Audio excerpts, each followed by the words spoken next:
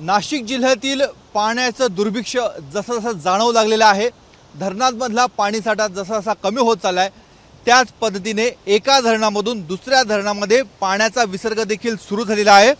आपण आता नाशिकच्या कश्यपी धरणावर आहोत। आपण जी दृश्य बघत आहोत ही मनाला गारवा देणारी दृश्य आहेत। ऐन रणरणत्या उन्हामध्ये धबधबा जणू वाहतोय की काय अशी ही दृश्य आहेत। मात्र कश्यपी धरणामधनं हा पाण्याचा प्रवाह सुरू आहे। नाशिकच्या गंगापूर धरणामध्ये गंगापूर धरण, कश्यपी, आळंदी आणि गौतमी गोदावरी अशी 4 धरण प्रकल्प मिळून गंगापूर धरण समूह हा तयार होतो। गंगापूर धरण समूहामधनं पाण्याचा आवर्तन इतर वेगवेगळ्या कारणांसाठी नगरपालिका, एकलहरे औष्णिक विद्युत प्रकल्प यांना दिला जातो। त्यामुळे गंगापूर धरणामधला पाण्याचा साठा हा आहे तसाच राहावा यासाठी कश्यपी धरणामधनं पाण्याचा विसर्ग हा सुरू आहे। सध्या 2000 क्युसेक वेगानं पाण्याचा विसर्ग सुरू आहे। गंगापूर धरणातली एकूण पाणी साठवण क्षमता 5630 दशलक्ष घनफूट आहे।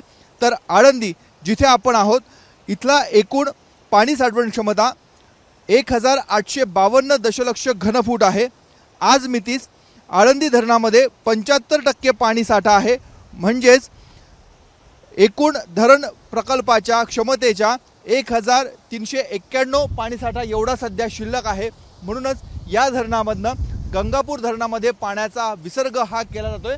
त्यामुळे उंचच उंच धबधब्यासारखं दृश्य आपल्याला बघायला मिळत आहे। इथे छोटीशी मोरी आहे आणि तिथूनच हा पाण्याचा प्रवाह मोठ्या वेगाने गंगापूर धरणाच्या दिशेने जातोय। त्यामुळे एकीकडे आपण बघतोय की मैलोनमैल पायपीट करत आहेत, जीवाची कासावीस होते आणि अशाच वेळेस हे पाण्याचे उडणारे तुषार, हा धबधबा मनाला कुठे ना कुठं गारवा देतोय। हेच पाणी नाशिक जिल्ह्यातील इतर नागरिकांना पिण्यासाठी वापरलं जाणार आहे। कॅमेरामन मयूर बारगेसह मुकुल कुलकर्णी, एबीपी माझा, कश्यपी धरण।